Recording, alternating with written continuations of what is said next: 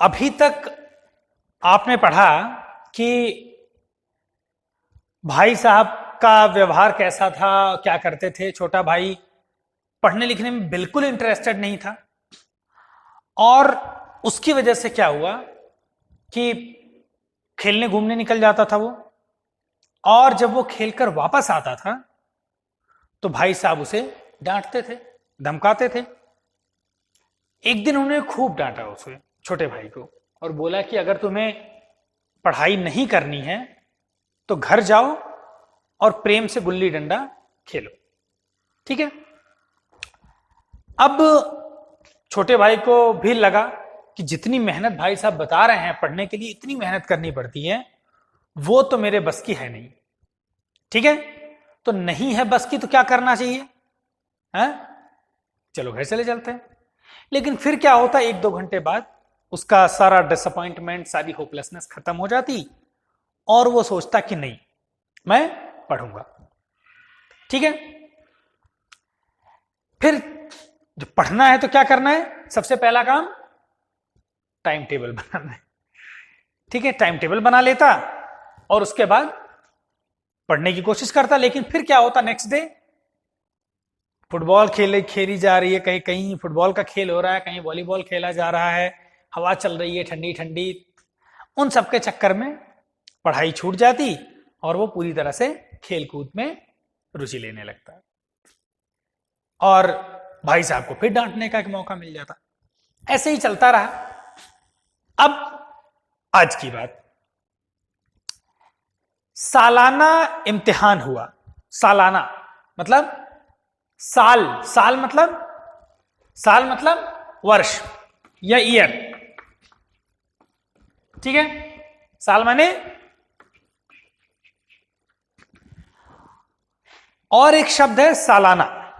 सालाना मतलब होता है ईयरली होने वाला या एनुअल, ठीक है ना। तो सालाना मीन्स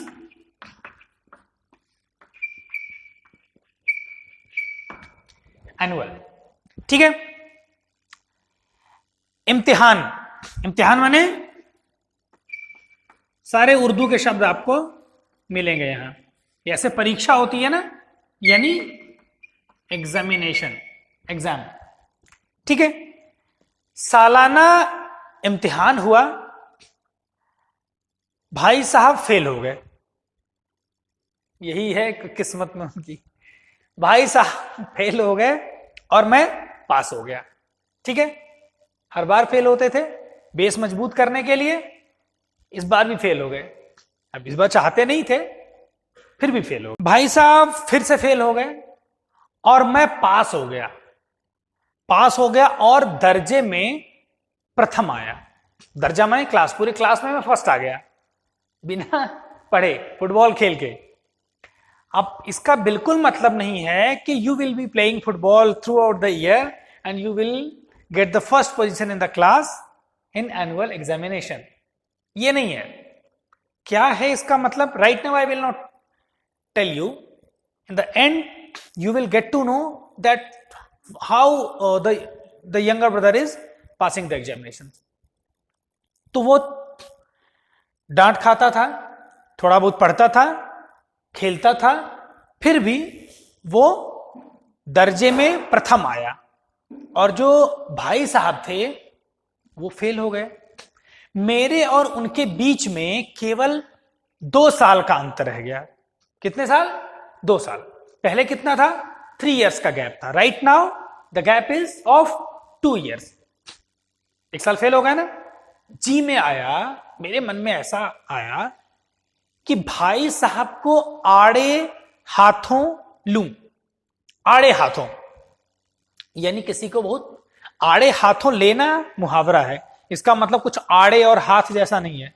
आड़े हाथों लेना मतलब किसी को खूब बुरा भला कहना, किसी को खूब डांटना फटकारना। अब बड़े हैं तो डांटना फटकारना तो क्या ही होगा, मतलब उनको तरह तरह की बातें बताऊं कि आप तो ऐसा कह रहे थे, ऐसा हो गया, आप कह रहे थे कि फेल हो जाओगे, पूरी जिंदगी सड़ते रहोगे, देखिए मैं पास हो गया, आप पूरे साल पढ़ते थे, आप फेल हो गए ना। ये सब कहने का मेरा मन हुआ। और क्या क्या कहता मैं, आपकी वह घोर तपस्या कहां गई है? तपस्या है ना, प्रार्थना समझ लो, प्रेयर जानते हैं ना। लेकिन ये केवल प्रेयर नहीं है, यहां पर तपस्या क्या होती है? जब सेंट्स जो होते हैं वो जंगल में जाकर या पहाड़ों में या केव्स में जाकर के और ईश्वर की पूजा करते हैं अकेले रह करके और बिना खाए पिए, मतलब बहुत कठिन काम है, बहुत हार्ड वर्क है, तो उसे तपस्या कहते हैं। यहां पर तपस्या का मतलब वो जाकर के हाथ जोड़ करके और कई साल तक प्रेयर करना, भगवान को पाने की कोशिश करना, ऐसा नहीं। चूंकि वो तपस्या जो होती है बहुत हार्ड होती है, बहुत कठिन होती है, बड़ी मेहनत उसमें लगती है, इसलिए जब कोई किसी चीज को पाने के लिए बहुत हार्ड वर्क करे, जो सेंट्स होते हैं वो किसको पाने के लिए हार्ड वर्क करते हैं? वो गॉड को पाने के लिए। तो जब कोई इंसान किसी चीज को पाने के लिए बहुत हार्ड वर्क करे तो उसके हार्ड वर्क को तपस्या कह दिया जाता है कि तुम तपस्या कर रहे हो। ठीक है, तो यहां पर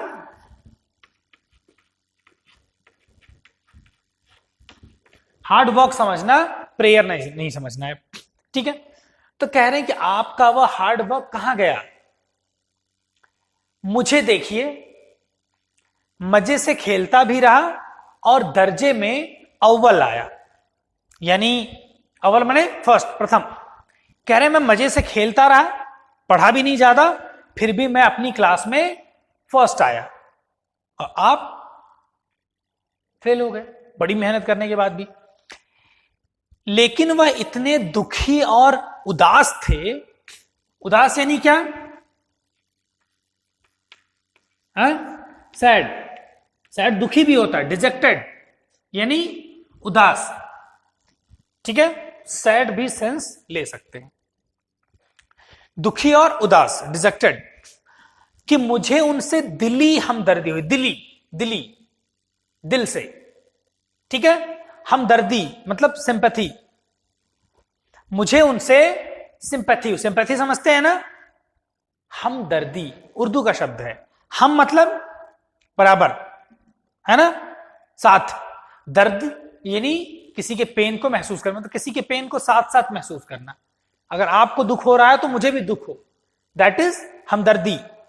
यही चीज वो है सिंपैथी।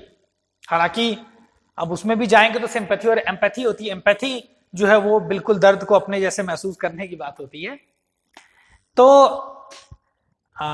मुझे उनसे दिली हमदर्दी, एकदम दिल से मुझे उनसे एम्पैथी हुई, ठीक है, हमदर्दी हुई। तो और उनके घाव पर नमक छिड़कने का साहस न हुआ। घाव माने घाव, घाव यानी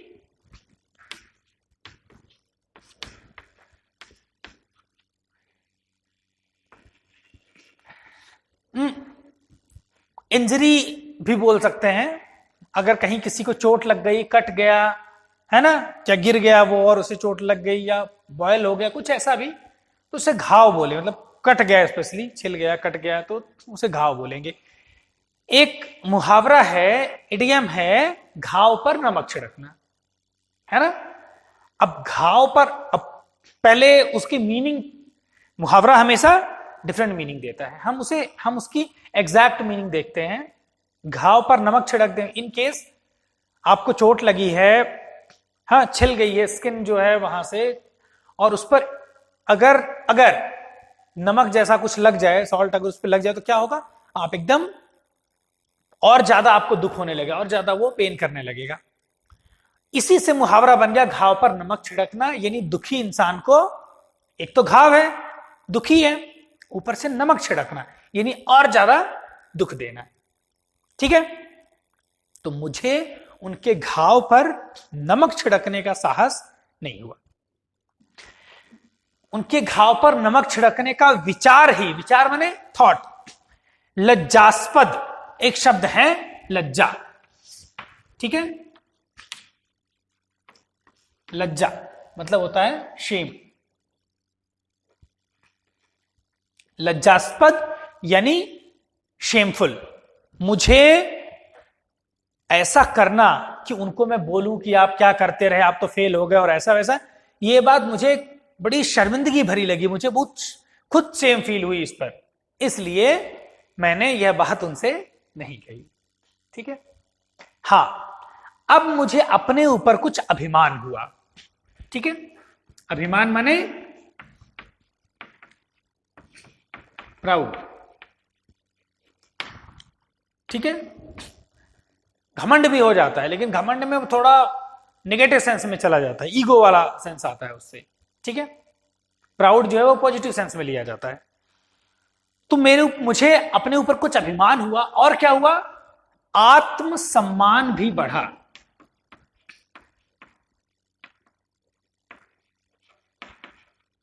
पहले पढ़ना भी सीख लेना। आ हाफ्त म स हापम म आ न, आत्मसम्मान।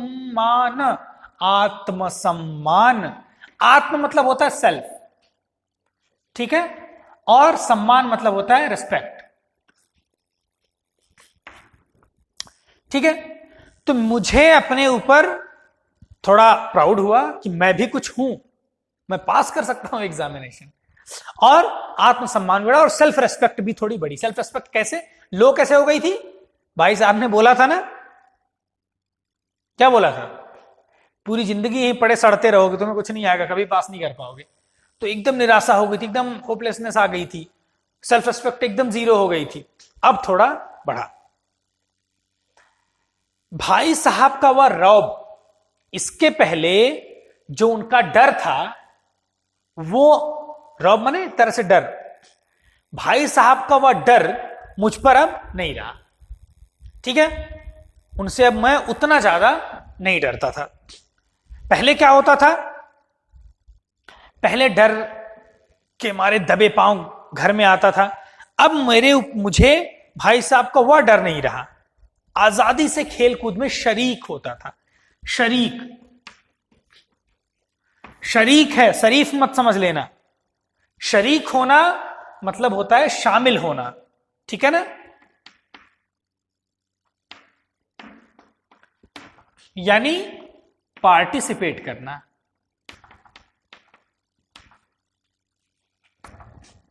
ठीक है, टू पार्टिसिपेट। ठीक है। तो शरीक होना यानी शामिल होना। ओके।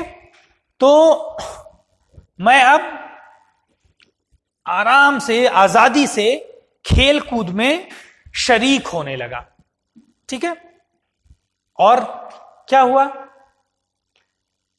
दिल मजबूत था, अब थोड़ा हौसला बढ़ा था। मजबूत होने मतलब अब पहले तो दिल के टुकड़े टुकड़े हो जाते थे ना, भाई साहब ऐसी ऐसी बातें कहते थे, दिल टूट जाता था। अब नहीं, अब मजबूत था, अब नहीं टूटेगा। अब वो तीर न चलाए, मिसाइल मार दे, नहीं टूटेगा।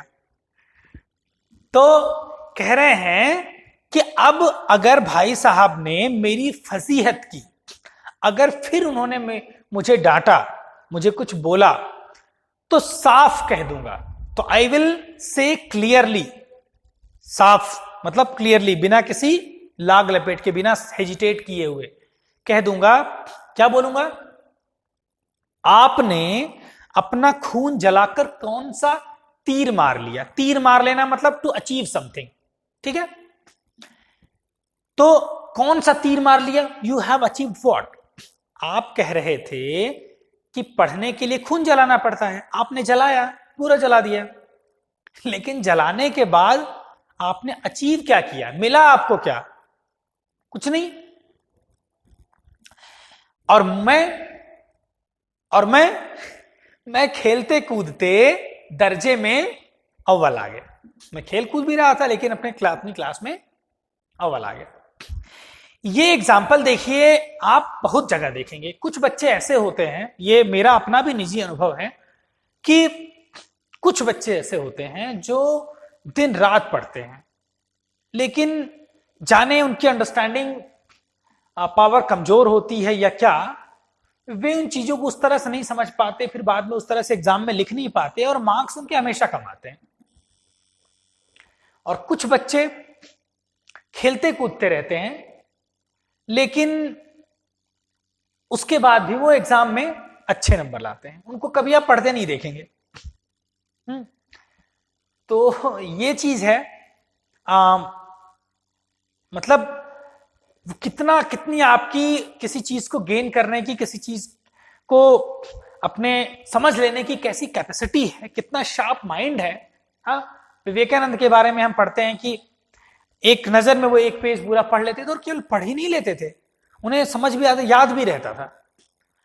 तो सबकी अपनी अपनी कैपेसिटी होती है, इसलिए ये नहीं कह सकते कि ये बच्चा खेल रहा है तो ये नहीं बिल्कुल पढ़ पाएगा, और ये पूरे दिन पढ़ रहा है तो ये बहुत आगे जाएगा। ये डिपेंड करता है कि आप उस चीज को ग्रैस्प कितना कर रहे हैं। ठीक है, मेरे एक मित्र की बात आपको बताता हूं। उन्हें मैंने सोते हुए ही देखा है, जब भी देखा है तो पूरे बीएड के समय, पूरे एमएड के समय केवल सोता हुआ उसको देखा। अब मतलब अब आप सोचेंगे कि तो पढ़ने वाला है ही नहीं। अगर मान लो उसके पेरेंट्स देख लेते तो कहते कि पूरा पूरा एक्सपेक्ट करना इससे बेकार है, इसको पढ़ाना लिखाना बेकार है, ये केवल सोता है। लेकिन आप देखिए, आप अगर समझ पाए इस चीज को, तो बीएड जो सेंट्रल यूनिवर्सिटी है वहां एंट्रेंस पास करके उसमें एडमिशन लेना, एमएड में एंट्रेंस पास करके एडमिशन लेना, बाद में वो लड़का जेआरएफ हो गया, पीएचडी उसने की, फिर यूपी प्राइमरी में सिलेक्ट हुआ, अभी लोक सेवा आयोग के थ्रू, यूपीपीएससी के थ्रू लेक्चरर हो गया।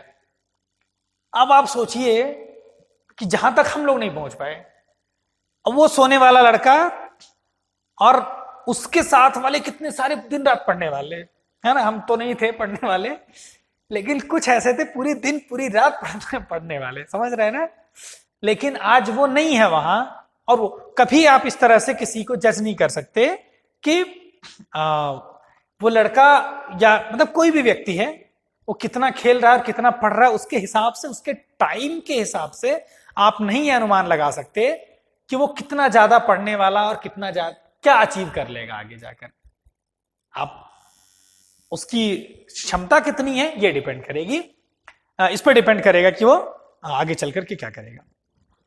आगे तो आप भी खेलिए भी, पढ़िए भी। Work while you work, play while you play. तो खेलने के टाइम खेलिए, पढ़ने के टाइम पढ़िए, अपने काम के टाइम अपना काम करिए। ठीक है ना, यही सबसे आपको हैप्पी रखने का, आपको एक अच्छा इंसान बनाने का यही एक तरीका है। आगे तो मैं तो खेलते कूदते दर्जे में अव्वल आ गया, आप तो कुछ नहीं, आपको तो कुछ नहीं मिला। ठीक है, ये बात मैं उनसे कह दूंगा, ऐसा मेरे मन में आता था। कहने की अभी हिम्मत नहीं है, मन में आता था। जबान से यह हेकड़ी जताने का, हेकड़ी जताना, तो जबान से मैं ये कह तो नहीं पाऊंगा, ये हेकड़ी नहीं जता पाऊंगा, इतना मैं उनके सामने जाकर के बोलने की मेरे अंदर ताकत नहीं है। लेकिन मेरे रंग ढंग से, रंग ढंग मतलब, रंग का मतलब तो कलर होता है, और ढंग का मतलब स्टाइल होता है, कलर एंड स्टाइल नहीं। मेरे रंग ढंग से मतलब मेरी बॉडी लैंग्वेज से, है ना। तो रंग ढंग मतलब कलर और स्टाइल बिल्कुल मत समझना, है ना। आप इसे बॉडी लैंग्वेज समझिए तो ज्यादा अच्छा है। तो मेरी बॉडी लैंग्वेज से ये साफ पता चलता था कि भाई साहब का वह आतंक, आतंक माने टेरर, ठीक है, वह खौफ, भाई साहब का वह आतंक, वह टेरर, वह डर मुझ पर नहीं था। ठीक है, भाई साहब ने इसे भांप लिया। तो भाई साहब ने इसे भांप लिया, एक शब्द है भांप। ठीक है, आपने भाप भी सुनी होगी, दोनों में डिफरेंस दिख रहा है, लिखने में डिफरेंस दिख रहा है ना। तो भाप मतलब होता है गैस करना, ठीक है, और भाप का मतलब होता है स्टीम। अंतर समझ में आ रहा है। तो ये मत समझ लेना कि भाई साहब ने भाप लिया मतलब भाई साहब ने स्टीम ली जा करके, ऐसा ऐसा नहीं है। कोरोना उस टाइम बिल्कुल नहीं था, स्टीम की जरूरत नहीं थी। तो भाई साहब ने इसे भाप लिया, हम भाप की बात कह रहे हैं। उन्होंने गेस कर लिया, ये बात उनकी समझ में आ गई कि अब ये मुझसे डरता नहीं है। ठीक है, उनकी सहज बुद्धि, सहज, सहज का एक मतलब नेचुरल भी होता है, सहज यानी स्वाभाविक। ठीक है, तो जो उनकी बुद्धि थी, जो उनका दिमाग था, वो बड़ा तेज था। जो जो कॉमन सेंस होता है, जो सामान्य बुद्धि होती है, जो सेंस होता है, वो बहुत तीव्र था, बहुत तेज था। जब तेज था तो क्या हुआ, उन्हें ये चीज समझ में आ गई कि अब ये मुझसे डरता नहीं है। क्यों नहीं डरता, ये भी समझ में आ गया। क्यों नहीं डरता है, क्योंकि अब ये पास हो गया है और मैं फेल हो गया हूं। ठीक है, एक दिन जब मैं भोर का, भोर मतलब एक शब्द है भोर, भोर का मतलब होता है डॉन, डॉन नहीं, डॉन को पकड़ना मुश्किल ही नहीं, नामुमकिन है। डॉन मतलब भोर यानी सुबह का समय, यानी बिफोर सनराइज, जो थोड़ा उजाला सा हो जाता है, वो भोर कहलाता है। तो जब मैं भोर में ही गया और गुल्ली डंडे और सारा टाइम गुल्ली डंडे की भेंट कर दिया। भेंट कर देना, भेंट करने के भी दो मीनिंग है। भेंट, एक भेंट होती है, भेंट करना मतलब होता है गिफ्ट करना। मैंने उनको एक मोबाइल फोन भेंट किया, गिफ्ट करना। और एक होता है कि मैंने उनसे भेंट की, यानी मीटिंग। ठीक है, तो यहां भेंट करना मतलब मैंने गुल्ली डंडे को अपना सारा समय दे दिया, यानी बर्बाद कर दिया। मैंने सारा टाइम गुल्ली डंडे को जब दे करके, यानी खेल करके, जब मैं भोजन के वक्त लौटा तो भाई साहब ने मानो मतलब होता है एज इफ,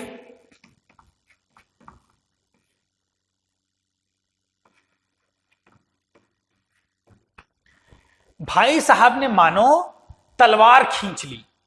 तलवार खींचने का मतलब, अब तलवार खींचना समझ रहे हो ना, तलवार निकाल करके और एकदम मारने के लिए तैयार हो जाना। तो भाई साहब ने मानो, ऐसा नहीं कि सच में उन्होंने तलवार खींच ली, मानो तलवार खींच ली मतलब मुझ पर टूट पड़े।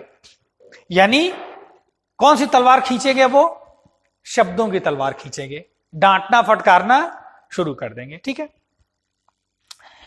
क्या बोले, देखता हूं इस साल पास हो गए हो तो तुम्हें बहुत दिमाग हो गया है।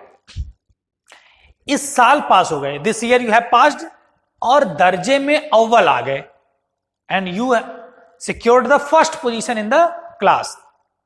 Now you are thinking that you have much brain, like you are very intelligent. ठीक है, ऐसा तुमको लगता है। मगर भाईजान, भाईजान यानी भाई, ब्रदर, लेकिन ब्रो घमंड तो बड़े बड़े का नहीं रहा। बहुत बड़े बड़े लोग रहे हैं, उन्होंने घमंड किया और उनका घमंड नहीं रहा मतलब खत्म हो गया। घमंड करना क्या, मुझे सब कुछ आता है, मैं सबसे ज्यादा बुद्धिमान हूं, मेरे पास दुनिया में सबसे ज्यादा पैसा है, मेरे पास, मैं सबसे ज्यादा ताकतवर हूं, है ना, ये सब घमंड है। तो घमंड तो बड़े बड़े का नहीं रहा, बड़े बड़े लोग हुए, है ना, लेकिन घमंड किसी का रहा नहीं, यानी घमंड सबका खत्म हो जाता है। कैसे, तुम्हारी क्या हस्ती है ना। अब एक शब्द आया है हस्ती, यहां पे कह रहे हैं कि तुम्हारी क्या हस्ती, तुम्हारा क्या है, तुम्हारी लाइफ, तुम्हारा एग्जिस्टेंस, तुम्हारी पर्सनालिटी इतनी बड़ी थोड़ी ही है। जब बड़े बड़े लोगों की का कुछ नहीं रहा, बड़े बड़े लोग खत्म हो गए, उनका घमंड टूट गया, तो तुम्हारी पर्सनालिटी कौन सी बहुत बड़ी है, तुम्हारी हस्ती क्या है ना, तुम कौन से बहुत बड़े हो। इतिहास में रावण का हाल तो पढ़ा ही होगा। अब वो कह रहे हैं कि तुमने हिस्ट्री में रावण को तो पढ़ा ही होगा, अब तुम बोलोगे कि हिस्ट्री किताब में तो रावण है ही नहीं। रावण का नाम सुना है कि नहीं?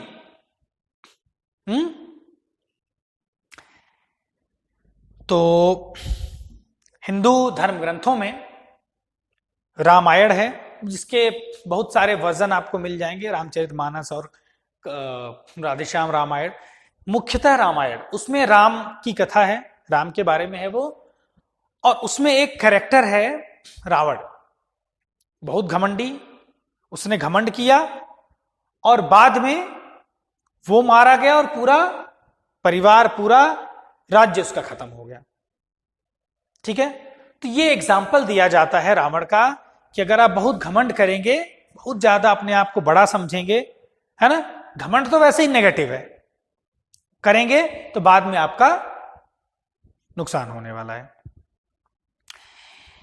उसके चरित्र से, चरित्र यानी कैरेक्टर, उसके चरित्र से तुमने क्या शिक्षा ली, क्या उपदेश लिया, क्या सीखा?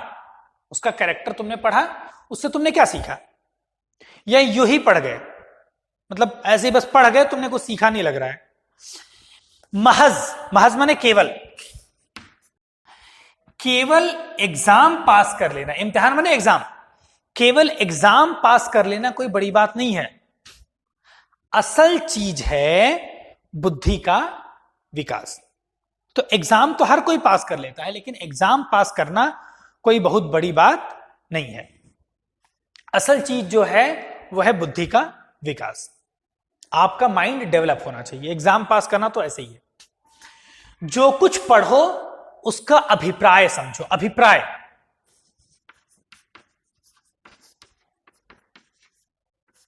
मतलब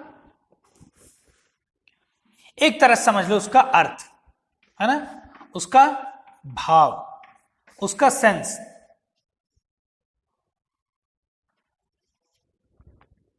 ठीक है, जो कुछ पढ़ो उसका समझो सेंस, कि उसका मतलब क्या हुआ है। ठीक है, रावण भूमंडल का स्वामी था। रावण जो था वो पूरी धरती का स्वामी था, मालिक था, भूमंडल पूरी धरती का। ऐसे राजाओं को चक्रवर्ती राजा कहते हैं। चक्रवर्ती सम्राट अशोक, एक सीरियल आता था चक्रवर्ती, आपने सुना होगा। चक्रवर्ती यानी जो बहुत बड़े क्षेत्रफल पर, जो बहुत बड़े एरिया पर रूल करता हो। आजकल अंग्रेजों के राज्य का विस्तार भी बहुत बढ़ा हुआ है। नाउअडेज अंग्रेज भी हैं, इंग्लिशमैन भी हैं, ब्रिटिशर्स हैं, उनका राज्य, उनकी रूलिंग भी बहुत दूर तक है। लेकिन इनको हम चक्रवर्ती नहीं बोलेंगे। क्यों नहीं बोलेंगे? क्योंकि संसार में अनेक राष्ट्र, राष्ट्र मतलब कंट्रीज, राष्ट्र यानी कंट्री, देश, दुनिया में, संसार यानी, संसार माने वर्ल्ड, वर्ल्ड में बहुत से राष्ट्र, बहुत से देश अंग्रेजों का आधिपत्य, आधिपत्य माने रूलिंग, अंग्रेजों का आधिपत्य, अंग्रेजों का शासन स्वीकार नहीं करते हैं। They don't accept the Britishers as their rulers. इसलिए हम इनको चक्रवर्ती नहीं बोल सकते। ठीक है, बिल्कुल स्वाधीन है, तो वो लोग जो हैं बिल्कुल इंडिपेंडेंट हैं। अगर वो नहीं होते, वो लोग भी ब्रिटिशर्स की रूल को मानते, उनके अंडर काम करते, तो हम कह सकते थे कि ब्रिटिशर्स जो हैं वो चक्रवर्ती हैं। लेकिन ऐसा नहीं है। रावण इनसे भी बड़ा था, चक्रवर्ती राजा था। ठीक है, संसार के सभी महीप, एक और शब्द है महीप, महीप का मतलब होता है राजा, राजा माने किंग। संसार के सभी महीप, सभी राजा उसे कर देते थे। ठीक है, कर, कर का मतलब होता है टैक्स। जैसे आज हम लोग टैक्स देते हैं ना, है? जब आप किसी भी चीज को खरीदते हैं तो पीछे लिखा होता है, उसका प्राइस लिखा होता है ना, लिखा होता है एमआरपी, मैक्सिमम रिटेल प्राइस, और ब्रैकेट में होता है इंक्लूसिव ऑफ ऑल टैक्सेस, सारे टैक्स मिला के। तो डिफरेंट टाइप के टैक्सेस लगते हैं, यानी हर इंसान टैक्स पे करता है। उसी टैक्स से आपको गवर्नमेंट जो है वो कुछ फैसिलिटीज देती है। ठीक है, सड़क है, बिजली है, पानी है ना, मेडिकल फैसिलिटीज हैं, जो कुछ भी है वो उसी टैक्स से आपको मिलता है। पहले जमाने में इस तरह से सिस्टम नहीं था, लेकिन उस समय भी टैक्स दिया जाता। उस समय डायरेक्ट एकदम खेत में आपके कुछ कोई चीज पैदा हुई तो उसका एक पार्ट, मतलब 1/4, 1/5, 1/10 जो भी हो, जो उस समय डिसाइडेड था, उतना आपको राजा को देना पड़ता था। ठीक है,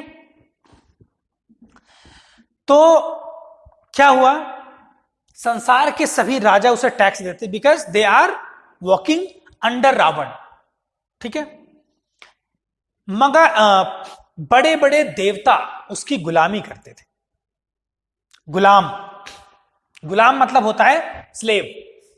ठीक है, बड़े बड़े जो देवता थे, बड़े बड़े देवता उसकी गुलामी करते थे। गुलाम मतलब होता है स्लेव।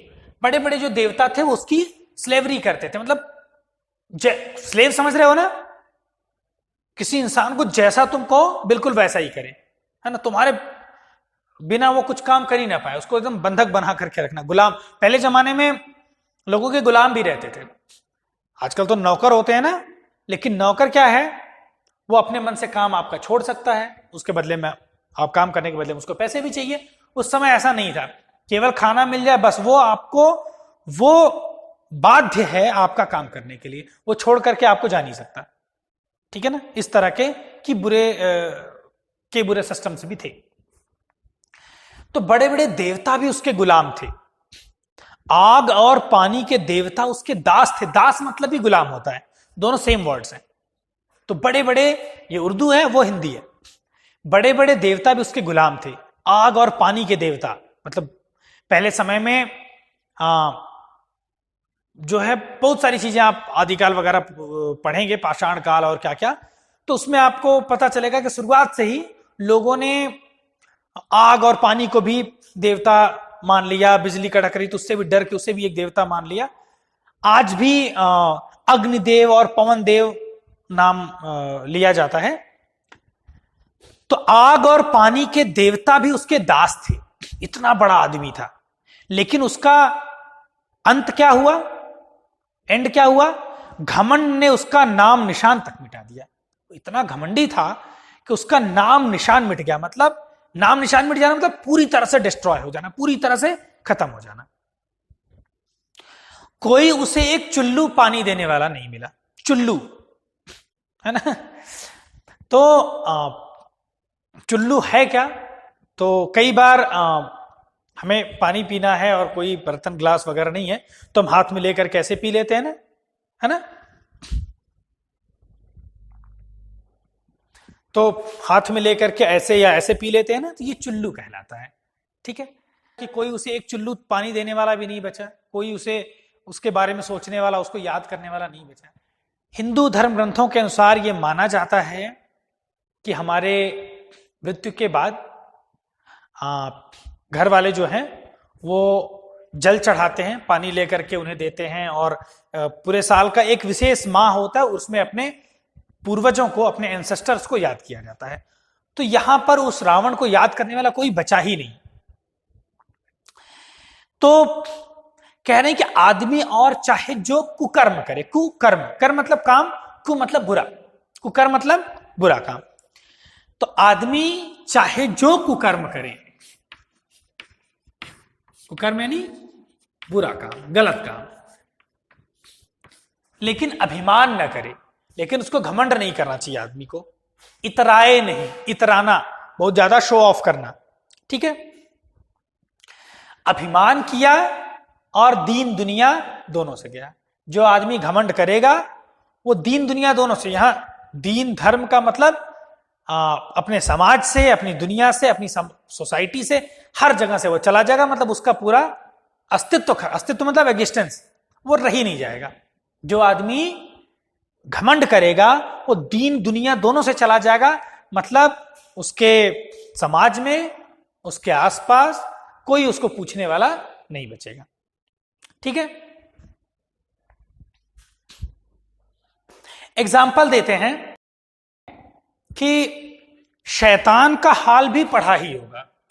अब शैतान कौन है, तो क्रिश्चियनिटी में, इस्लाम में, यहूदी भी इवन ये मानते हैं शैतान मतलब सैटन या डेविल, सैटन भी कहते हैं। तो SATAN, तो बाइबल में भी इस बात का उल्लेख है। तो ईसाई और मुस्लिम और यहूदी ये मानते हैं कि शैतान जो था वो एक मैसेंजर ऑफ गॉड था, मतलब फरिश्ता था एक ईश्वर का, लेकिन बाद में उसने विद्रोह कर दिया, ठीक है, और उनसे अलग होकर के उसको बहुत ज्यादा घमंड आ गया कि उससे बड़ा ईश्वर का कोई भक्त नहीं है, और ये बाद में कहा जाता है कि ईश्वर ने उसको अपने यहां से निकाल दिया। यानी इस कहानी से बस यही सीख दी जा सकती, चाहे वो कोई इंसान कितना भी बड़ा हो, सबसे बड़ा अपने आप को भक्त समझता था, सबसे बड़ा फरिश्ता था वो, लेकिन वो उसे भी वहां से भगा दिया। क्यों? क्योंकि उससे घमंड हुआ। इसी तरह से शाहिरूम के बारे में भी है। अच्छा, शैतान का क्या हुआ? उसे स्वर्ग से नरक में ढकेल दिया गया। स्वर्ग और नरक का जो कॉन्सेप्ट है वो लगभग हर धर्म में है, हेवन और हेल का, कि आप अच्छे काम करेंगे हेवन में जाएंगे और बुरे काम करेंगे हेल में जाएंगे। इसका एक फायदा भी है, और वो फायदा ये है कि कुछ लोग इसी डर से, कुछ लोग अपने बुरे काम, अपने आप को बुरे काम करने से रोक लेते हैं। तो हर जगह लगभग है, तो उसे स्वर्ग से उठा करके नरक में ढकेल दिया गया, भेज दिया गया। शाहिरूम की कहानी सुनाते हैं, कह रहे शाहिरूम ने भी घमंड किया, अहंकार किया, बाद में भीख मांग मांग कर मर गया, इतनी दुर्दशा हुई। यानी कोई भी इंसान अगर घमंड करेगा, अपने आप को बहुत बड़ा समझेगा, सबको अपने से नीचे समझेगा, तो अंत में उसका हाल बहुत बुरा होगा। ठीक है, स्वर्ग से उसको तुमने तो अभी केवल एक दर्जा पास किया है, only one class you have passed, only one class you are promoted now. अब अभी से तुम्हारा सिर फिर गया है, सिर फिर जाना मतलब दिमाग खराब हो जाना, है ना। अभी से तुमको इतना घमंड हो गया है कि तुम्हारा दिमाग खराब हो गया है। Only one class you have passed, है ना, कोई बहुत बड़ा अचीवमेंट नहीं है तुम्हारा, लेकिन अभी से तुमको इतना घमंड हो गया है। अभी अगर ऐसा हुआ, अगर अभी से तुमको इस तरह से घमंड हो गया, तो तुम आगे पढ़ चुके, तुम अब आगे पढ़ चुके, मतलब अब आगे तुमसे पढ़ाई करना पॉसिबल नहीं है। अभी से अगर तुम्हारे अंदर इतना घमंड आ गया, तो यह समझ लो कि तुम अपनी मेहनत से पास नहीं हुए हो। बड़े भाई साहब छोटे भाई को कह रहे हैं कि you have not passed the class because of your hard work. How you have passed, कैसे पास किए? कह रहे हैं कि अंधे के हाथ बटेर लग गई है। अंधे के हाथ बटेर लगना ये एक मुहावरा है। इसका मतलब होता है कि किसी व्यक्ति द्वारा, किसी पर्सन द्वारा कोई चीज पा लेना जिसके लिए वो एलिजिबल ना हो। यानी कोई इंसान जिसके अंदर इतनी काबिलियत ना हो, जिसके अंदर इतना टैलेंट ना हो, फिर भी वो उस चीज को पा जाए। जैसे मैं रनिंग में बहुत खास नहीं हूं, लेकिन अगर मैं जाकर के स्टेट लेवल या नेशनल लेवल पर गोल्ड मेडल ले आऊं, तो कहा जाएगा कि अंधे के हाथ बटेर लगे। क्यों ये मुहावरा कहा जाता है? अंधा मतलब ब्लाइंड, बटेर इज अ बर्ड। बटेर एक चिड़िया होती है, एक पक्षी है। पक्षी, उसके पास पंख हैं, अगर आप भी चाहेंगे उसको पकड़ना तो नहीं पकड़ पाएंगे, वो उड़ जाएगा, है ना। लेकिन अंधा आदमी पकड़ लिया जिसके पास आंख ही नहीं है, यानी उसने अपने टैलेंट से नहीं पकड़ा, ये एक जस्ट कोइंसिडेंट हो गया, है ना। उसका भाग्य अच्छा था कि उसकी पकड़ में आ गया। अदरवाइज पक्षी जो है वो आंख वाला नहीं पकड़ पाए उसको, अंधा आदमी कैसे पकड़ेगा? हाँ या नहीं? तो अंधे ने बटेर पकड़ ली, यानी एक आदमी ने वो अचीव कर लिया जिसका टैलेंट उसके अंदर नहीं था, बस वो हो गया।